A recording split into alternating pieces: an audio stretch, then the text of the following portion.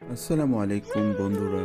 প্রতিদিনের ন্যায় বেজুর দিনগুলোতে আমাদের এই ইফতার বন্টন কার্যক্রম চলমান থাকে। তো আজকে ভিডিওটা দেওয়ার কারণ হলো আজকে একটু সময় পাইছি, তাই একটু ভিডিওটা করলাম। তো সবাই সবার জায়গা থেকে একটু ইফতার দিন, একটু বিভিন্ন ঈদ সামগ্রী দিন, সবার অবস্থান থেকে একটু সহযোগিতা করুন, তাহলেই আমি এবং আমার প্রতিবেশী ভালো থাকবে।